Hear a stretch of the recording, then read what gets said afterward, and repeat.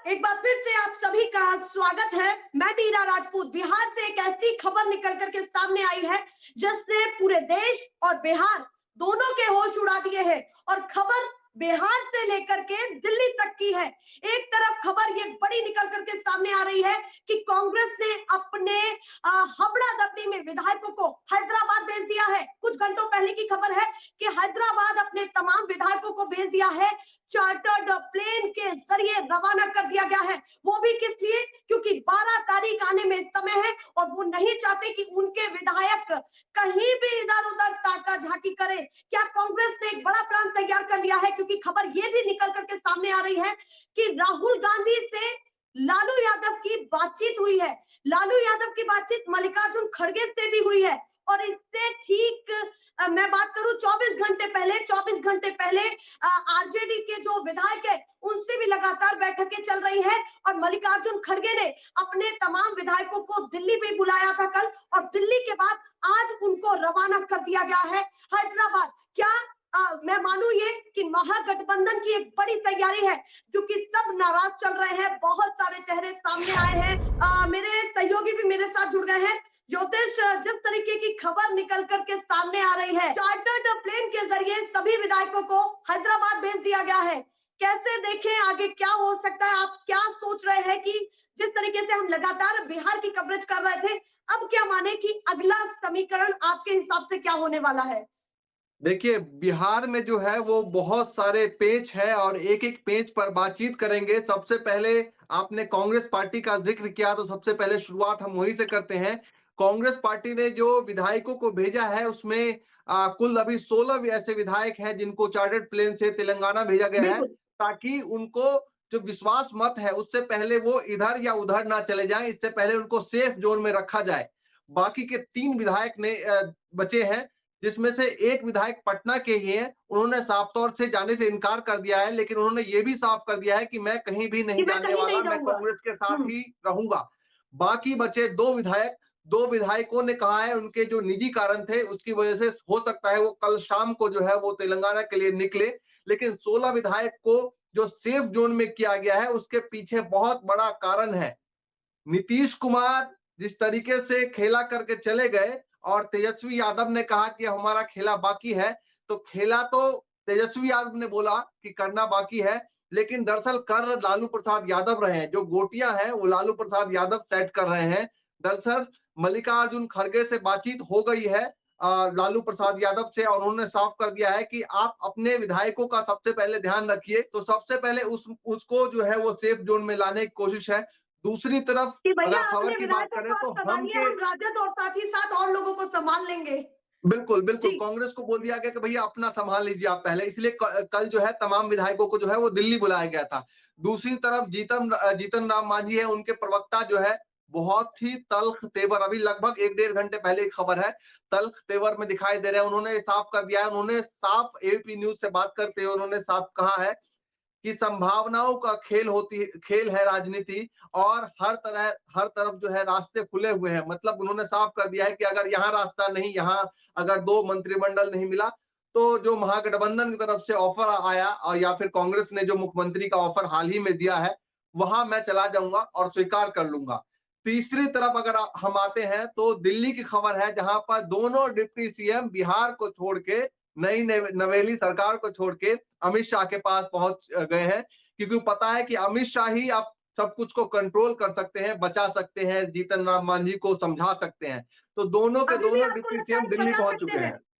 जिस तरीके से ललन सिंह का बयान सामने आ रहा है, गोपाल मंडल का बयान सामने आ रहा है, जीतन राम मांझी तो खुल करके ये कह रहे हैं कि भैया अभी तक तो हम 2 मंत्री पद की बात कर रहे थे, पर आपको क्या पता कि मुख्यमंत्री पद का भी हमें ऑफर आ चुका है। उनका ये साफ तौर पर ये कहना। देखिए, चूंकि मल्लिकार्जुन खड़गे और उधर लालू प्रसाद यादव में बातचीत हो चुकी है कि जो स्पीकर जी। थे वो अभी भी आरजेडी के बैठे हुए हैं और उन्होंने इस्तीफा अभी तक नहीं दिया है। तो मतलब खेल होना काफी हद तक संभव है, और ये 12 तारीख को हो सकता है खेल हो जाए। इसीलिए जो है वो कांग्रेस के विधायक को सेफ जोन में किया गया है, और आरजेडी के विधायक को बिहार में जो है वो तेजस्वी यादव देख ही रहे हैं। अब सवाल उठता है कि बाकी के विधायक कहां से आएंगे? जीतन राम मांझी को अगर सीएम पद का ऑफर दिया जाता है, अगर सीएम से नीचे का भी ऑफर दिया जाता है तो हो सकता है कि वो चले जाए, अगर 3 मंत्रिमंडल या 4 मंत्रिमंडल अगर दे नहीं दे देखिए, यहाँ पर आरजेडी या संभावनाएं ज्योतिष इसलिए बहुत ज्यादा हो जाती है जीतन राम मांझी को मुख्यमंत्री बनाने की, क्योंकि देखिए आरजेडी को ये साफ दिख रहा है कि तेजस्वी यादव इस बार मुख्यमंत्री नहीं बन पाए। जब नीतीश कुमार उनके साथ आए थे, उनको उप मुख्यमंत्री बनाया गया और एक कमान जो हाथ में दी गई वो नीतीश कुमार के हाथ में दी गई। तो कहीं ना कहीं ये भी हो सकता है राजद का सोचना कि जब हम नीतीश कुमार को इतने मौके दे सकते हैं तो जीतन राम मांझी को क्यों नहीं। 4 विधायक बिल्कुल हम इधर लेकर के और 2 निर्दलीय या एमआईएम के जिस तरीके से एक विधायक है उनको अपने पाले में कर करके उनको जीतन राम मांझी को बिठाया जाए, क्योंकि देखिए जिस तरीके से दलित और पिछड़े वर्ग की बात की जा रही है तो वो भी राजनीति भुनाने की हो सकता है कि कोशिश बीजेपी की तरफ से भी जारी हो और विपक्ष की तरफ से भी जारी हो। इसको कैसे समझते हैं? देखिए, आरजेडी अगर मुख्यमंत्री बनाती है जीतन राम मांझी को तब भी कोई नुकसान नहीं है, क्योंकि कहीं ना कहीं जो कमान है वो आरजेडी के हाथ में रहेगी, क्योंकि बहुत ज्यादा विधायक नहीं है, 4 की संख्या है, लेकिन वैसे ही कहते हैं संभावनाओं का खेल है, तो संभावनाओं के वो मुख्यमंत्री बनेंगे, वो अपने बहुमत के बल पे नहीं बनेंगे, संभावनाओं के वजह से बनेंगे। तो इसीलिए जो है वो पूरा कमान तेजस्वी अपने हाथों में रखेंगे और उनको एक डमी मुख्यमंत्री के तौर पर बैठा सकते हैं। तो इसलिए भी हो सकता है कि उनको मुख्यमंत्री का पद दे दिया जाए। बात रही 2024 की, तो 2024 को लेकर भी हो सकता है, क्योंकि अगर आप मान 2024 रहे हैं में कि जीतन उनकी राम सरकार मांझी रहती को, है। क्या आप ये मान रहे हैं कि जीतन राम मांझी को एक्सीडेंटल चीफ मिनिस्टर बनाया जाएगा? बिल्कुल हो सकता है, और उनके लिए भी अच्छा है, क्योंकि एक बार वो सत्ता का स्वाद चख चुके हैं, उनको पता है कि भाई कुर्सी का खेल कैसा होता है, सीएम की कुर्सी बहुत बड़ी कुर्सी होती है।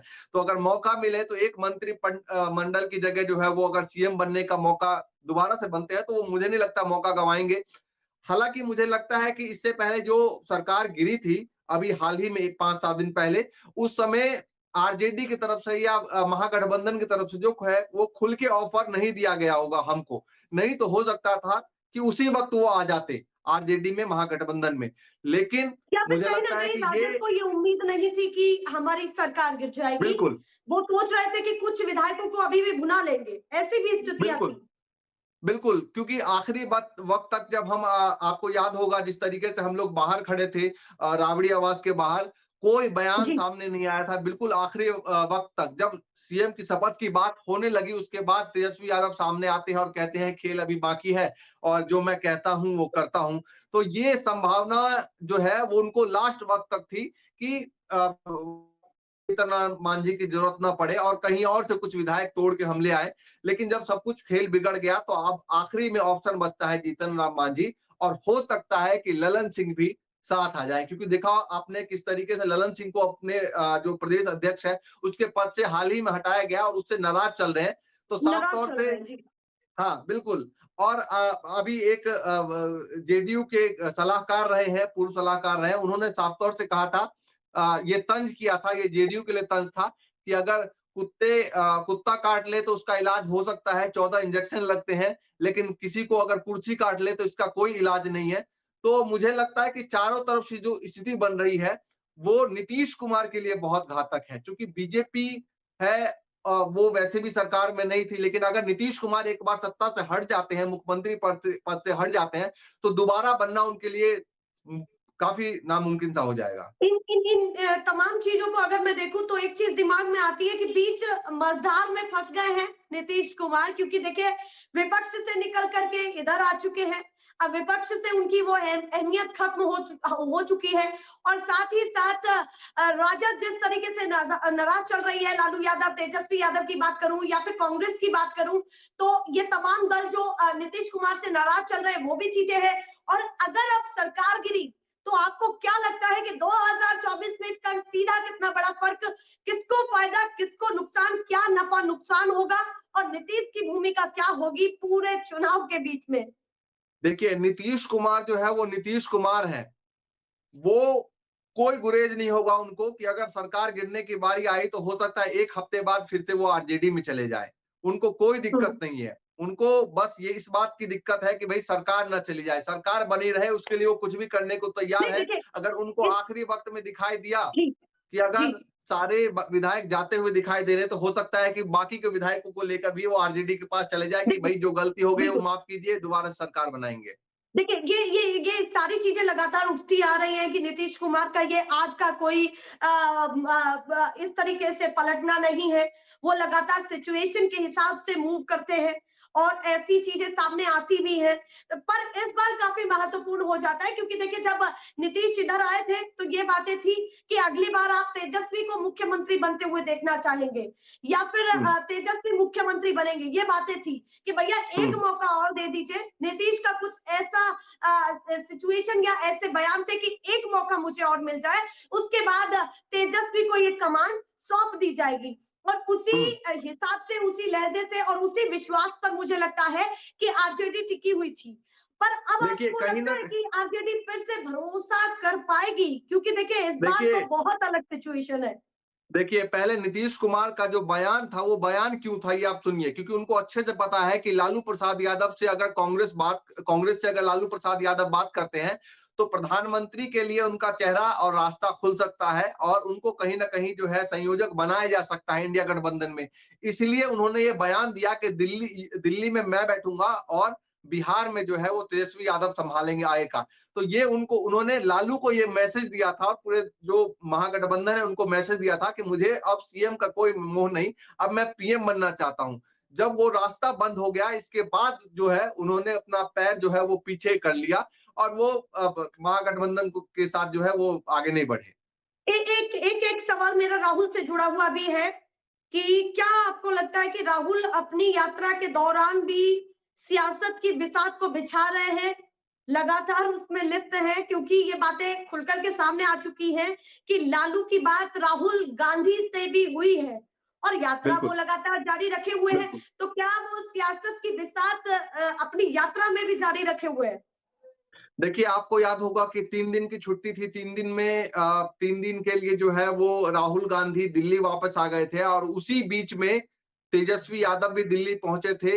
लालू प्रसाद यादव से भी फोन पर बात हुई थी और तमाम तरह के बिहार के जो संगठन थे उनको भी बुलाया गया था, क्योंकि राहुल गांधी को पता था और मल्लिकार्जुन खड़गे को भी पता था कि किस तरीके से बिहार में पहले भी नीतीश कुमार पलटते रहे हैं। तो उनके लिए जिस तरीके से आपने देखा कि उनका बयान भी सामने आ गया था कि हमें तो पहले से पता था कि ये पलट सकते हैं, इसीलिए जो है इनको संयोजक नहीं बनाया गया।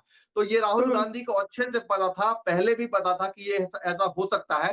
तो राहुल गांधी और लालू प्रसाद यादव काफी अच्छा संबंध रहा है और वो अपने संबंधों पर टिके भी रहे हैं। तो मुझे लगता है किसी भी तरह की कोई बात होगी तो राहुल गांधी और आरजेडी में तमाम तरीके से एक दूसरे के बात पे हमेशा सहमति है और वो यात्रा के बीच से भी कर रहे हैं काम को। जी। मैं चाहती हूँ कि एक क्लैरिटी चेक मेरे प्रश्नों को भी दिया जाए कि ये प्रश्न कितने वाजिब हैं, क्योंकि देखिए आपने ये कहा कि ये सारी चीजें थी, पहले ही पता था कि ये सारी चीजें होंगी, ऐसी सिचुएशन दिख रही थी। पर मैं कहीं ना कहीं इन पर प्रश्न चिन्ह इसलिए लगा रही हूँ क्योंकि राहुल जहां जहां से गुजरे हैं वहां वहां कंट्रोवर्सी हुई है। इससे पहले असम में थे, वहां कंट्रोवर्सी, बिहार में आए वहां कंट्रोवर्सी, और जब सीधे वो पहुंचे झारखंड तो वहां भी कंट्रोवर्सी। मोहब्बत की दुकान की उनकी बात थी कि भैया मोहब्बत की दुकान खोली जाएगी। अब ऐसा लग रहा है ज्योतिष कि कंट्रोवर्सी की दुकान हो चुके हैं राहुल गांधी। ये उनके लिए देखिए कंट्रोवर्सी की दुकान इसको हम नहीं कह सकते हैं, क्योंकि जहां जहां से वो निकल रहे हैं राहुल गांधी वहां वहां से उनकी जमीनें बीजेपी को खिसकती हुई दिखाई दे रही है। इसकी एक वजह है, पूर्वोत्तर के जब राज्य में थे तो एक असम ही ऐसा राज्य है जहां पर बीजेपी के हाथ में कुछ बचा हुआ है पूर्वोत्तर की तरफ।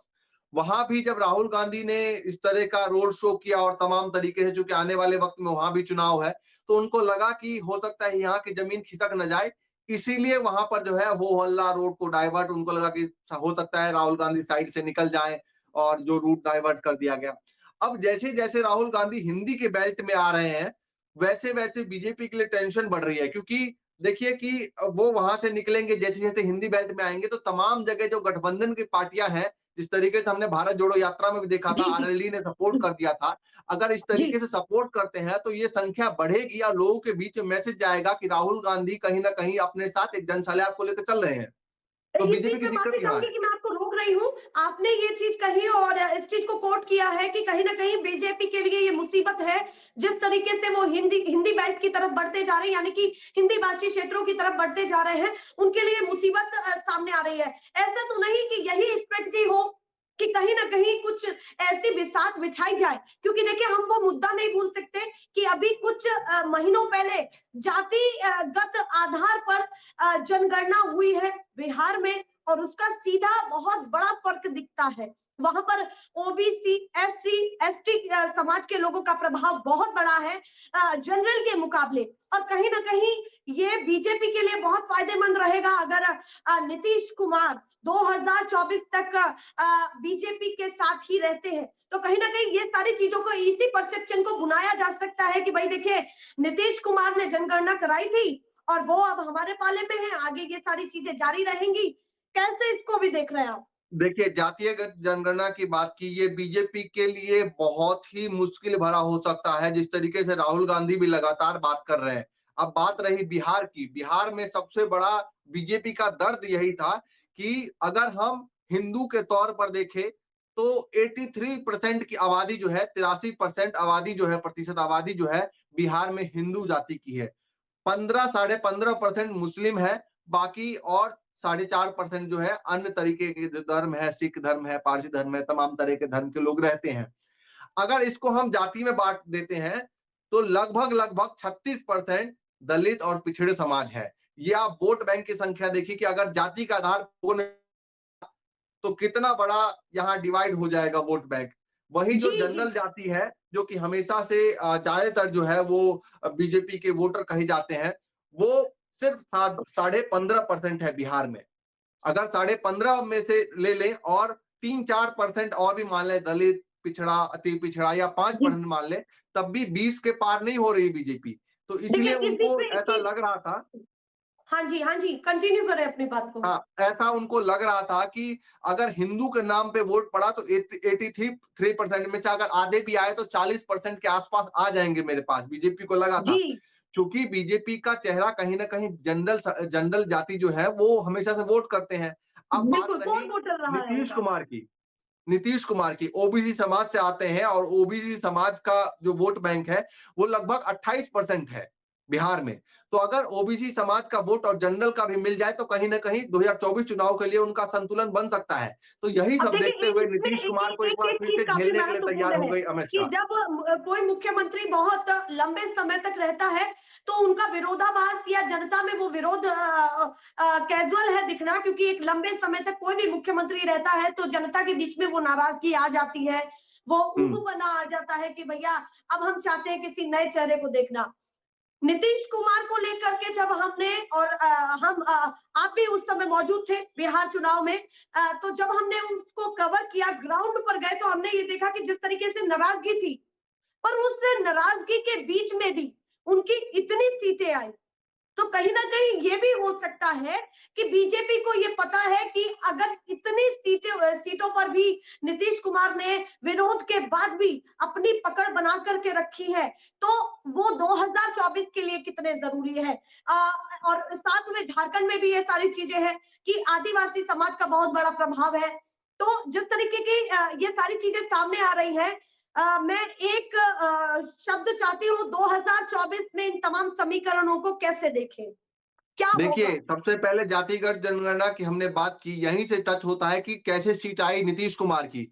जब हम बात करते हैं विरोध का, तो विरोध खूब था, लेकिन जो जाति का, जहां जाति का आ जाता है, बिहार में चूंकि जो है वो धर्म के आधार पे वोट बहुत कम लोग डालते हैं, जाति के आधार पर सबसे ज्यादा वोट डाले जाते हैं। जी तो जाति जी की वजह से नीतीश कुमार की जो सीटें आई हैं वो जाति की वजह से आई है, क्योंकि जाति उनकी जो है वो ओबीसी समाज का काफी अच्छा वोट बैंक है बिहार में। साथ में जनरल को मिलाकर जो है वो सीटें अच्छी खासी आ गई बिहार में। तो यही वजह है कि बिल्कुल अमित शाह और मोदी जी जो है वो कतई नहीं चाहते थे कि 2024 चुनाव में जो है वो नीतीश कुमार का वोट बैंक जो है वो हमसे दूर जाए। इसीलिए हर मांग को मानने के लिए तैयार हो गए और जो कहते थे सारे दरवाजे बंद हैं, वो सारे दरवाजे खोल दिए। चलिए, बहुत धन्यवाद ज्योतिष आपका।